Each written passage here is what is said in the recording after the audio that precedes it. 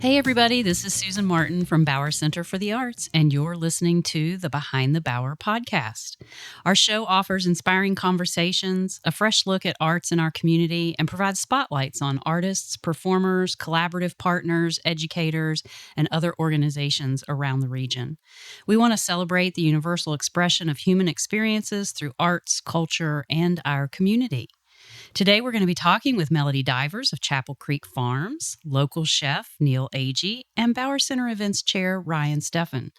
Chapel Creek Farms is a large beef cattle operation spanning 2,000 plus acres here in Bedford County with a focus on family and sustainability. And today, we're going to learn more about the farm, their programs and events, and more specifically, their generous participation in Bauer Center's annual Art of Pairing event and how that ties in with Nil. So I want to welcome everyone this morning. Thank you. Good morning. Thank you. Thanks for joining me.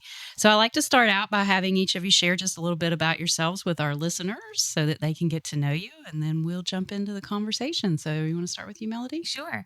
I am one of the co-owners of Chapel Creek Farms. My husband, Johnny, and I, we own and operate Chapel Creek Farms here in Bedford County. Awesome. Thank you. Neil? I'm a lifelong resident of Bedford. I got my culinary start right across the tracks at Beals. Then I started doing my own thing, doing barbecue and catering. So, yeah. Awesome. And Ryan? All right. I moved here about 3.5 years ago from the Cincinnati area. I'm a former high school English teacher and theater teacher, always involved in the arts. So I was looking for some way to apply that in my new small town. So I got involved with the Bauer Center. And we're very happy to have you. Thank you. So let's talk a little bit first, Melody, about the farm. Tell us a little bit about it. Explain the grass-fed, grass-finished beef, and just tell us a little bit more about what goes on there. Absolutely. So like I said, my husband and I, we own and operate Chapel Creek Farms. And as a fun note, our farm is named after our boys. Our sons are Creek, who's 17 currently, and Chapel, who is 14. So the name itself just really shows that family's important, and we just love being their parents, and this was a way to honor them. So that's a little fun little tidbit. Awesome. That's a fun little tidbit. And I too was a teacher for 15 years, and every name had an association. Right. Thus the creative names that the boys received. But nonetheless, it worked out well for naming a farm. So Johnny and I, we are currently running about 1,000 head in our cattle operation and over 2,000 acres. Currently, we're spanning properties from Montvale to Good. So being bored is really not something we know about. Plus, like I said, we have 2 teenage boys, so we're never bored. So farm life really works well for us, and we enjoy it, and we're grateful for it. Our grass-fed, grass-finished beef has received a lot of good reviews and recommendations. We've had, just last weekend, we sold over 250 pounds of just ground beef. So people are coming from far distances just to pick up ground beef, not to mention steaks and so forth. So we have a storefront in Montvale where you can shop on the weekends. In September and October, our hours are Fridays 12 to 5 and Saturdays 10 to 2. And we have special hours throughout. And that's all listed on our website, which is chapelcreekfarms.com. And we're also very active on social media as well, so you can check out things there as well. But something else that we offer is our beef share program, which allows people to buy grass-fed, grass-finished beef in bulk. And this year has been a really cool thing. We've had folks from Alabama, Richmond, Hanover, Williamsburg, Virginia Beach come and travel those distances. That's amazing. I have done that before in the past, and I'm not sure that it was with your farm because my friend set it up, and then we split, and I had to go out and buy a freezer just to store it all. Well, the fact that I told Johnny, I said, we're getting people that aren't in our neighboring counties. So this is really validating. It is. And the news is getting out there. So that's exciting. But all of our beef that we sell in our beef share program and in our storefront is, like we said, grass-fed and grass-finished. The beef is dry aged. So and I know there's people at this table that know that that's really an important facet to getting a really optimized taste in beef. And we raise our animals ethically and mindfully. And we are grateful for this life. And I can't help but think that your attitude in raising these animals, it has to come out because we are truly happy with this life. And even on a bad day, it's still a good day. Right. Yes. Yeah. So, but we're really happy to offer this to the community and obviously other communities since we're getting a bigger reach. Our next event that our farm will be hosting is a table on the farm dinner. It's a sold out dinner event, and Neil will be doing a filet mignon dinner there at the farm, and he's going to be very busy. Yeah. And then after that, our next public event, a non-ticketed event, is November the 2nd from 11 to 2. We're having an open house at our storefront in Montvale, 4915 Pike Road. And he'll be there again, and Neil will have some beef samples. He'll cook up some beef, and you can have samples of our beef. And it'll also be cider season. And so you can get a sample of cider. Plus, we'll have a small vending area where we keep it really small, and there'll be 4 or 5 vendors, local vendors around, and you can shop from them, shop from our storefront, and just enjoy a nice day in the country. Yeah, that's nice. So the cider, is that something that you all also produce? Yeah, we actually were known first for our cider. Okay. And then, you know how business and life happens, new chapters open up. So that's, our storefront is called the Cider Barn because that's what it originally was purposed as, a cider barn.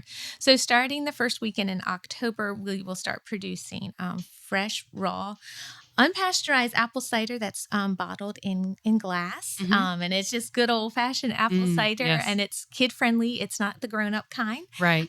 So you can enjoy it with the whole family. And so that'll be something we offer October, November until mid-December. So it's just a little window of time. Right. But it's perfect for around the holidays and, weather like this. You just want to cuddle up with some warm cider or cook with it or, things like that. So or add some adult beverages. Yeah, if you want to level it up, we are judgmental. So just whatever you do after you buy it, it's on you. There you go. So you mentioned the taste of the beef. Maybe both you and Neil can talk a little bit about this, but what can people expect if they're purchasing beef from you versus walking into their grocery store? Well, I think for one thing, because of the dry age process, the enzymes, here's a little science nerdy part here. The enzymes are allowed the time to do what they're supposed to do and really open up the pockets of flavor in the beef. And plus that, along with the good genetics and the good pasture, it's all going to come together. We have a good butcher that we use. So all of these things come together for and Neil can speak on the flavor and cooking with it. I really respect his opinion on that. But I feel like when we go to a grocery store, a lot of that is called wet aged. And so it's packaged, processed all in one day, and it's not given any time to really open up the optimal flavor. Anything you want to add to that? Yeah, Neil, when preparing it, what are your thoughts on this type of beef versus the store-bought? Well, when Johnny and Melody approached me, I think it was 2018, and kind of told me, what they were doing and that they were interested in maybe partnering with me a little bit.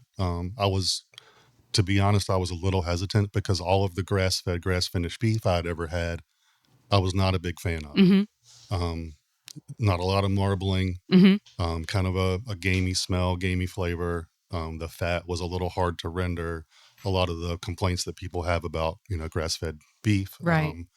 But I said, hey, why not give it a shot? And I did. And I was just blown away at, none of those issues that I ever had with local grass-fed beef that I have with any of their stuff. Almost no matter what cut you get, it's going to be the best tasting, best looking cut of beef that you've seen. Right. And we're looking forward to tasting some of that very soon at Bauer Center for the Arts. And before we move into that, tell us a little bit about, why your family believes it's important to be involved in the community. Oh, gosh, absolutely. Like, I could just get misty-eyed thinking about that because, for one thing, it's personal. We want people to support us, and so we can't just say that and then not reciprocate that. Right. And so it is very personal because our success is because of other people helping and believing and supporting us. So why wouldn't we turn around and do that, whether it's volunteering or just going to a local restaurant and tagging them like, hey, we had a great time here, or going to a local event and or a park or any event, because that's really what this is all about, is helping each other out. We have this great community. We have so many resources and activities and things that we can enjoy. And I don't like it when people, there's nothing to do. Right. Oh my gosh. I think you said it the last time I saw you. They're not looking at the right calendar. Or That's they're not right. looking at my calendar because it's full. And so it is such, to me, it's just an overwhelming blessing when people in your community support you, and it just makes sense to do the same. Right. Yeah. I'm always disappointed because there are so many things and opportunities have to to do, and pick. you have to pick and you can't get to everything. And I know there's a lot going on coming up. It's fall time, which is obviously an amazing season here in Bedford County in this region. And I mean, if you can't find something to do on every weekend, then you're not looking in the right places. Correct. But there are some amazing opportunities. And you mentioned your event, which I believe falls on the Friday night before our event, correct? Yes. Yes. So Neil's going to be pretty busy, both Bring it on. on Friday and Saturday. So let's specifically talk about Bauer Center's annual fundraising event. Our listeners may have heard some information about it in a previous podcast, but we are offering our annual Art of Pairing event, which will be on October 19th. Ryan, you want to share with our listeners a little bit about the theme and what our listeners can expect, and then let's talk a little bit about how you got Neil and Melody involved. Sure. So the committee was trying to find something that would be exciting and fun.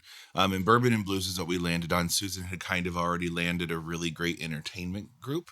And that was a blues group that we kind of built everything off of. And we batted back and forth a lot of ideas of what would work best to be paired with that.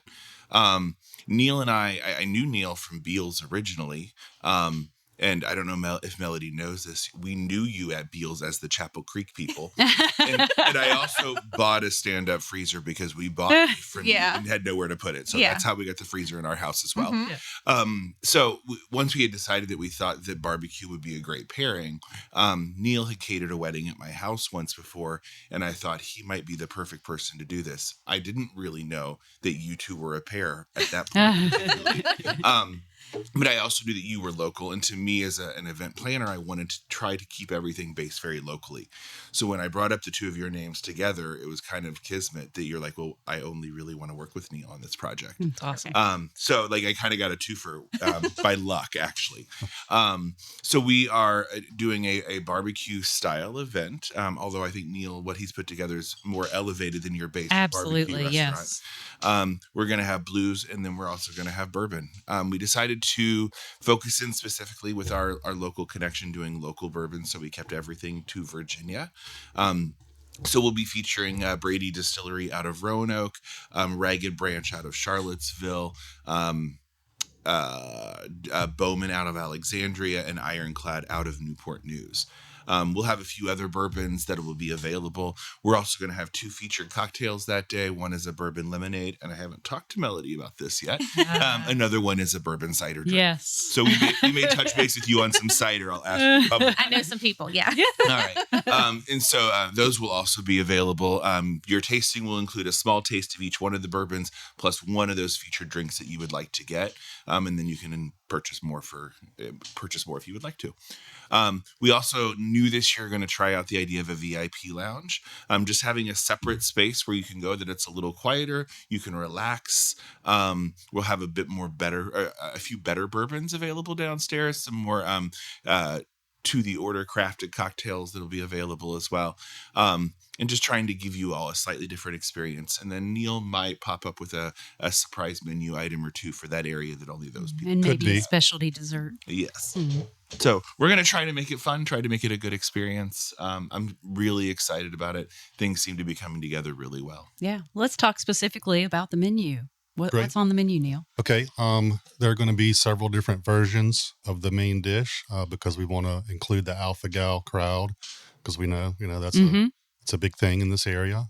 We also want to have some food for the vegetarians that may come. So, but the main dish and the one that we're featuring with Chapel Creek brisket is going to be smoked Gouda grits with the tomatillo jam, pickled onions, lovely brisket, and a little bit of espresso barbecue sauce. Which was amazing, by the way. We got thank to you. taste that last week. And then for Yeah, we have some a of the couple- other options. Yeah, we have a couple of sides as well. We have a panzanella, which is like a toasted bread and tomato salad with fresh Parmesan and basil and little balsamic glaze. And then a watermelon and feta salad with fresh mint and champagne vinaigrette. Yum. And then for our folks that may be concerned because of allergies, we are going to offer a couple of options. Yes, there's Yep. going to be a turkey option, and that will be cooked in an alpha-gal friendly way. Mm-hmm. And then for the vegetarian crowd, we have a honey miso glazed carrot. That sounds amazing.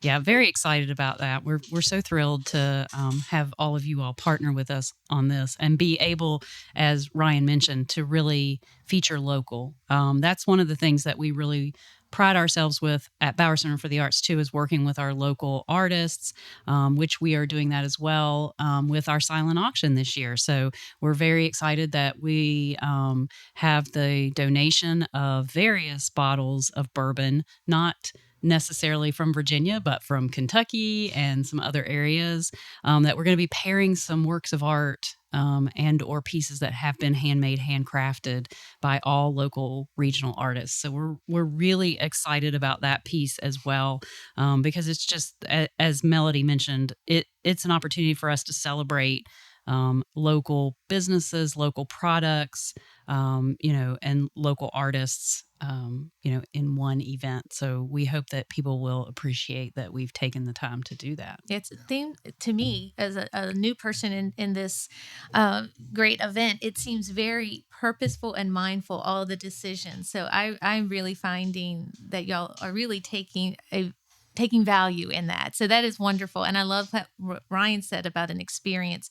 And I hope people consider this a Bedford experience. Right. I love that word and small town. I just love all of it. It's well, we wanted, I was somebody had asked me for a quote. And one of the things that I came up with is that we are trying to create an immersive, community-driven experience that also aligns with our mission, Bauer Center for the Arts, for supporting arts and local talent, no matter what that might be. So perfectly said. We hope that attendees can expect that it'll be just a wonderful, lovely evening with lots of fun music, connecting with others, enjoying the locally sourced food, the beverages, and just also enjoying the Bauer Center for the Arts. We have 2 amazing exhibits that are going to be taking place during that time, and we really want to highlight and feature the art on the walls, allow people just an opportunity to experience that as well, and again, just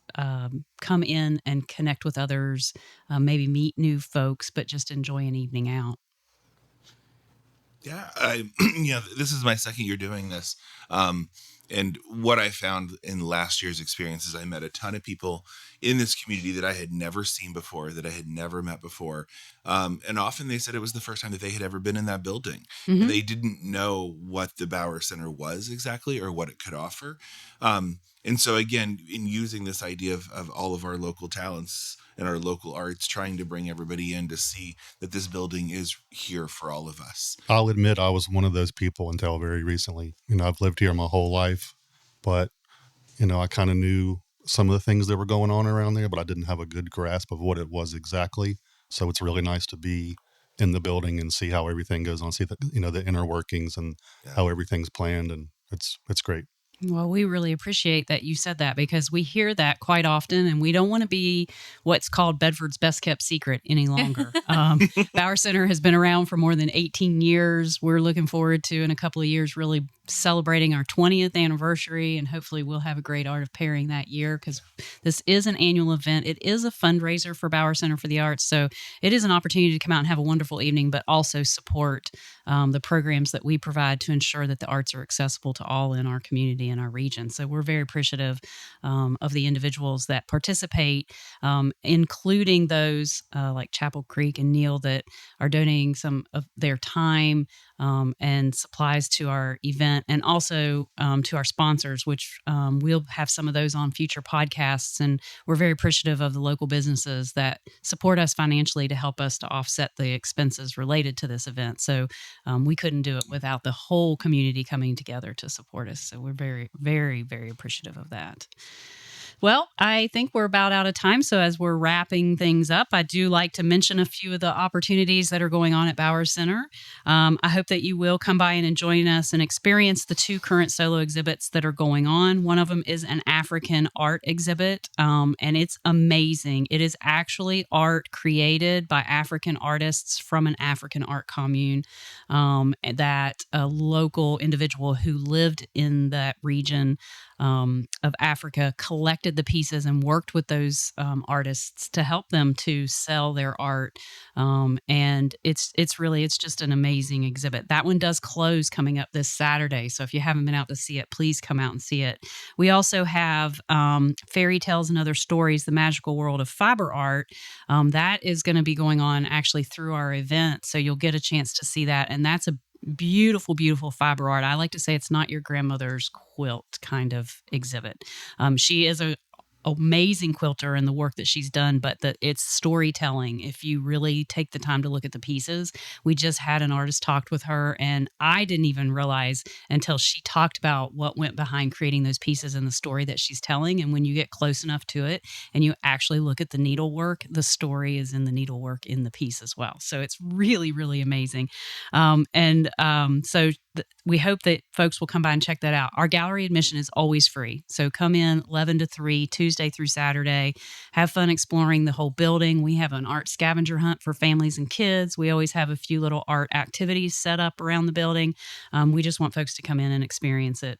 Our fall classes and workshops for both youth and adults are now registering. We have some of our returning favorites like our clay pottery classes, mosaics, painting and drawing.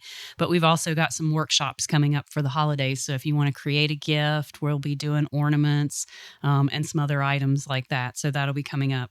Tickets are on sale now for our October 5th, A Night of Laughs at the Bauer Center. That's a comedy show. We'll have 3 local or what we call regional comedians. And then we have nationally recognized Grampy. He's known as a senior comedian who's fighting the aging process while navigating grandkids, dating, websites, and body failures. He doesn't shy away from offering tidbits of wisdom along the way, and it is a very family-friendly, clean comedy show, so we like to express that. So we hope you'll come out and have a good night with that. And then don't forget, the tickets are on sale now for the Art of Pairing Bourbon and Blues. We have a regular ticket that gets you into the overall event and gets everything that we've talked about here on the podcast, and then we do have a little higher price VIP ticket that just gives you access to another space that gives you a little opportunity to enjoy some additional perks. So we hope that you'll take the opportunity. That event is on October 19th. Everything can be found on bowercenter.org. And I want to thank our guests for joining me here today and wish everybody a great day. So thank you for joining us on Behind the Bower. Thank you.